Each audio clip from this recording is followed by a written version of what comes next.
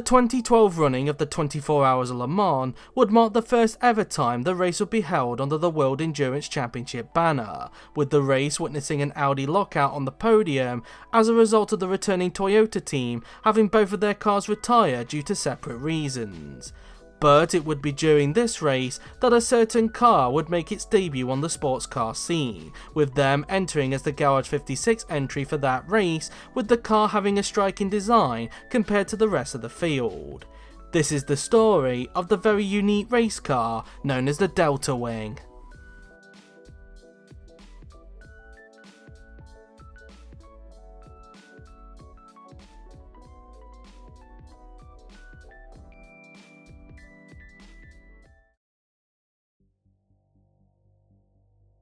The 2008 IndyCar season would see a fight for the title between Brazil's Helio Castroneves and New Zealand's Scott Dixon, with the championship going all the way to the final race at Chicagoland. Now I know what you are thinking straight away, what does this have to do with the DeltaWing? Well, bear with me because I am going somewhere with this. The race itself would see one of the most iconic moments in the series' history, with both Dixon and Castroneves battling it out for the win, which would lead to a photo finish, with the gap between them being 0.003 of a second, one of the closest finishes in IndyCar history. Castroneves would be declared the winner, but due to Dixon having a sizable gap to Helio going into the finale, he would walk away with his second IndyCar title, having previously won it in his debut year in 2003. His title win would also mark the beginning of a period of dominance for his team Chip Ganassi, who would go on to win the next 3 titles, courtesy of Dario Franchitti, who, after winning the title in 2007 with Andretti, would add 3 more titles with the Target liveried team. It's this particular team that will become the starting point for today's video, specifically with their design leader, Ben Bowlby, who, having previously worked with Lola Motorsport over in the UK, moved over to America in 2003 to work for one of the country's biggest racing teams. Having been with the company for 6 years and overseeing both of Dixon's 2003 and 2008 title wins, Ben during the 2008 season became agitated that he wasn't able to use his creative brain as a result of every team on the grid using the same Dallara IR03 chassis. With the urge to get his designer pencils out not going away, Ben during the off-season, specifically in January 2009, decided the best way to let his creative juices spring to life would be to design a concept car for what he believed the future of IndyCar would look like.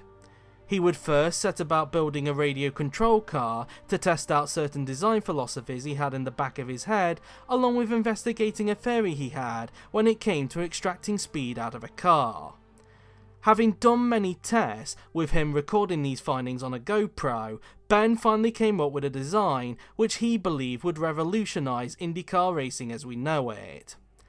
Having drawn up the car and also creating a clay model of the design, Ben would show off his idea to Chip Ganassi, who, having also looked at the GoPro footage Ben recorded with the radio control car, was impressed with what he saw and was on board with the idea, giving Ben financial support to bring the design to life.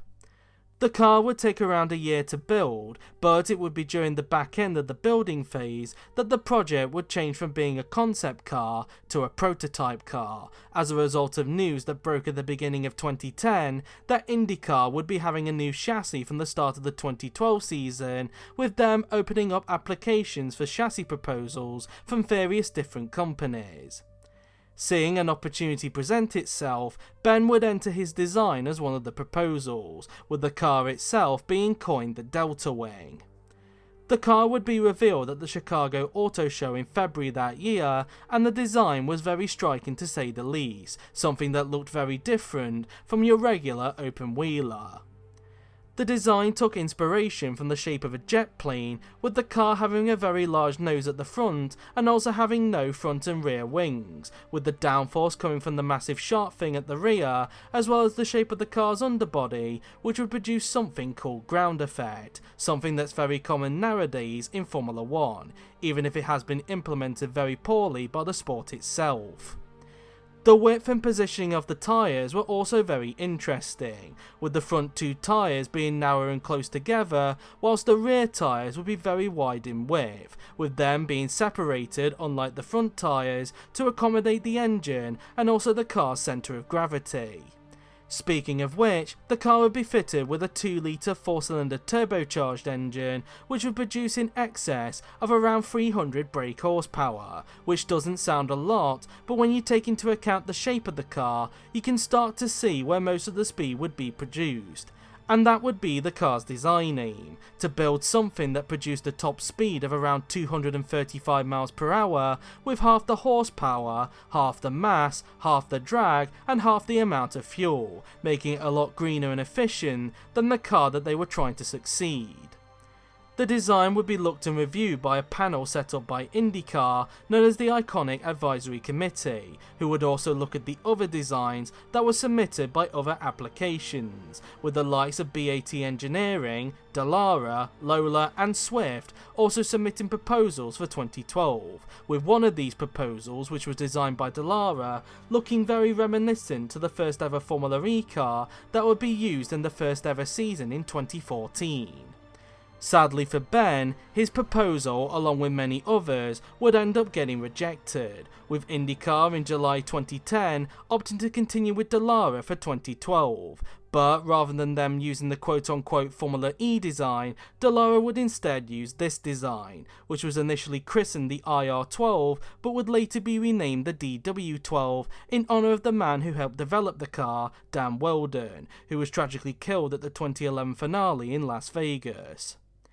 Having failed to make his design the next IndyCar, Ben, unlike most people, would not be deterred by the rejection, and instead, rather than letting the design go to waste, he would instead look for other ways to get his design off the ground. But with the open wheel door firmly shut, he would instead turn to sports car racing, with him seeing an opportunity to get his design on the grid for arguably the biggest endurance race in the world. A few months after the IndyCar rejection, Ben would set about talking to other people about bringing the DeltaWing to the sports car grid, with one of these people being ex-racing driver Dan Gurney, who was no stranger to innovation thanks to his revolutionary design known as the Gurney flap.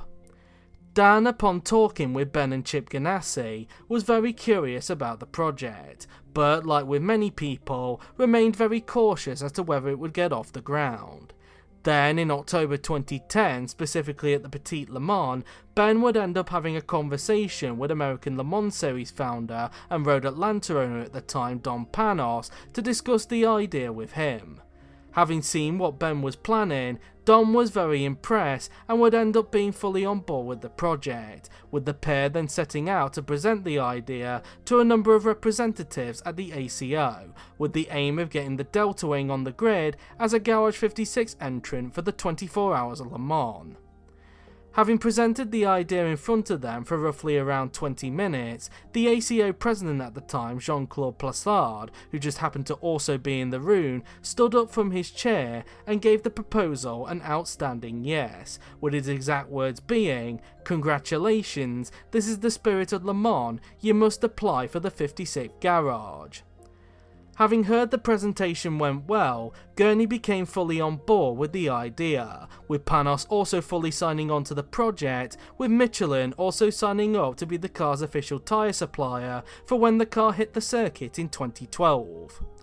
On top of this, Ben would also strike a deal with team owner Duncan Dayton to run the car at Le Mans via his Highcroft racing team. The project would be housed at Dan Gurney's racing team known as All-American Racers, with Ben Bowlby, who had left Chip Ganassi at this point, having his own drawing office at the factory right next to the team's museum. The team was set the task of turning the concept into a fully built racing car, but while that was all well and good, there was still the issue of trying to find an engine partner for the car. After initial interest from Honda's American division Acura, along with Chevrolet and Mazda also being interested, Ben would strike a deal with Japanese manufacturer Nissan to produce a 1.9 litre 4-cylinder turbocharged engine, 0.1 litres less than the original 2 litre proposal for the IndyCar project. Nissan would turn to old friends Raymanek Limited, with whom they'd had a successful partnership with in the British Touring Car Championship, to produce the engine in question, with everything finally coming together for the car to hit the track. The car would make its first public appearance on the 1st of March 2012 at Buttonwillow Raceway Park in California, with the car doing a shakedown around the circuit before doing a proper test at Sebring 2 weeks later. The design of the car would look very similar to the proposed Indy car, albeit with a few changes, with the top of the narrow front tyres now being covered over, similar to the Le Mans prototypes and GTE cars that they would be competing against. The test at Sebring would last for about a week, and it would prove to be successful, with further tests with the DeltaWing being done over in Europe. But eventually, June would arrive, and it would be finally time for the DeltaWing to hit the track at Le Mans. So, how would it get on? Thanks to their engine deal with Nissan, the task of driving the DeltaWing was given to 3 of Nissan's works drivers, which were Marino Franchitti, younger brother of Dario, Michael Krum, and Satoshi Motoyama. During practice, the car would show some very good pace, with lap times showing that they were towards the top end of the LMP2 class. This, as a result, saw the team have a lot of optimism going into qualifying, with Michael Krum being elected to do the session. The car again showed good pace throughout the session, but unfortunately their qualifying would be cut short as a result of the car coming to a halt due to Michael jolting over one of the curbs that completely disabled the engine, with the car's fire extinguisher and master electrical switch also being activated upon impact. This, as a result, saw the DeltaWing qualify down in 29th, being ahead of only 4 LMP2 cars, which later became a 28th starting position as a result of the number 16 Pescarola LMP1 car being forced to start from the pit lane due to a late engine change. Despite this though, there was still a lot of positives to take away from the session, with the team being able to show that the car had a lot of speed, and so just like with qualifying, there was once again a sense of optimism that the car could have a great race. The DeltaWing would stay out of trouble on the first lap and would begin to overtake cars in the LMP2 class, trying to make up for the mechanical issue it sustained in qualifying. Despite running into a few gearbox issues during the race, the car was running pretty well and had made its way up into 6th in the LMP2 class. But unfortunately, in the 6th hour of the race, the DeltaWing's Le Mans journey would sadly come to an end, as whilst being lapped by a few LMP1 cars, the number 7 Toyota, that was driven at the time by Kazuki Nakajima, would swerve into the side of the DeltaWing that was driven by Satoshi Motoyama and would send it straight into the concrete wall at the beginning of the Corvette curves. A gut-punching way for the Garage 56 Entries race to come to an end, but despite this disappointment, the car still captured the imagination of many fans, with the car quickly becoming a fan favourite to the point where it was included in the upcoming Gran Turismo game at the time, known as Gran Turismo 6, back during a time when the game had a good variety of cars to choose from. If only Gran Turismo 7 were like that. After catching the eye of many people at Le Mans, the question on everyone's lips was, what would be next for the DeltaWing? Well, luckily for those people, they wouldn't have to wait too long, as later on in the year, Dom Panos, who by this point had already sold the American Le Mans series to NASCAR, would enter the car at that year's Petit Le Mans. The team would run 2 drivers instead of 3, this time being piloted by Gunnar Jeannet and Lucas Ordonez, and despite having a crash with a Porsche GT car during practice, the car would have a successful weekend, qualifying very strongly in the top 10, and it would finally see the checkered flag unlike at Le Mans. But not only that, the car would also finish very strong, with it finishing in a brilliant P5, being as high as 3rd at one point in the race. With a very successful race in the bag, the question again would be raised as to what would be next for the car, with even its founder Ben Bowlby unsure what was next for the project. But for Dom Panos, who had ownership of the car after moving it away from All American Racers, he knew exactly what to do next. For 2013, Don would enter the car in 8 of the 10 rounds of the American Le Mans Series, specifically at the races that were held on purpose-built circuits, missing out the 2 races that were held on street circuits. But, unlike 2012, Don would have to continue the project without the support of both Nissan and Michelin, as well as the car's designer Ben Bowlby, who decided to leave the project at the end of 2012 to take on a new role at Nissan. The car would continue to run the same base from 2012, but with Bridgestone tyres fitted onto it instead of Michelin, a closed cockpit which would be installed from round 3, and the Nissan engine being replaced by a 1.9 litre 4-cylinder turbocharged Elan engine that would be built by the Panos team itself with assistance from Mazda. The DeltaWing would be entered in the P1 class and would be piloted this time by Brit Andy Mayrick, and for only the first race of the season Olivier Pla, before he would hand the reins over to Catherine Legg for the remainder of the season. As for the season itself, the car would achieve its first ever podium at Road America, with it even leading the race at one point before going on to achieve another podium at COTA. But even despite these high moments, the season as a whole would end up being a disaster, as not only would those 2 races mark the car's only 2 podiums that year, but it would also mark the only 2 races where it would actually score points, as in all the other races, the DeltaWing would have the letters DNF next to its name due to accidents and reliability issues throughout the year.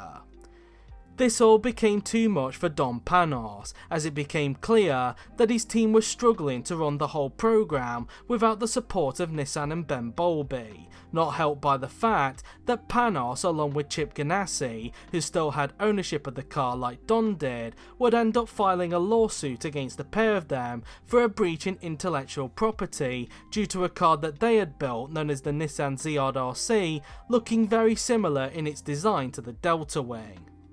The lawsuit would end up lasting for nearly 3 years, with insults being thrown by Don during that time, which would eventually lead to a settlement between the 2 parties in March 2016, but this only added to what was already a dreadful 2013 season.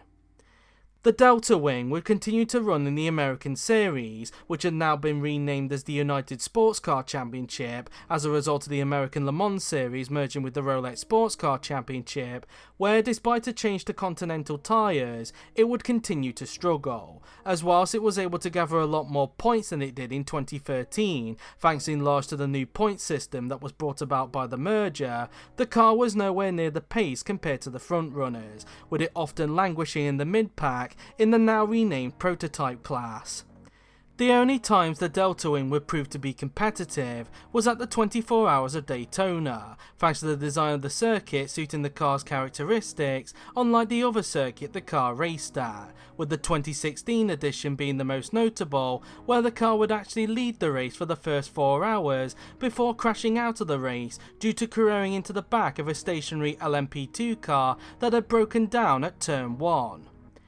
2016 would end up being the final year the DeltaWing would compete, due to new regulations that would be brought in from the start of 2017 that would outlaw the car from competing in the championship. And although NASCAR would offer Panos the opportunity to race the car one more time at the 2017 edition of the 24 Hours of Daytona as a sort of send-off to the DeltaWing, Panos declined the invitation. And with that, the story of one of the most innovative race cars in the modern era had come to an end, with some of the DeltaWings afterwards being sold off at an auction.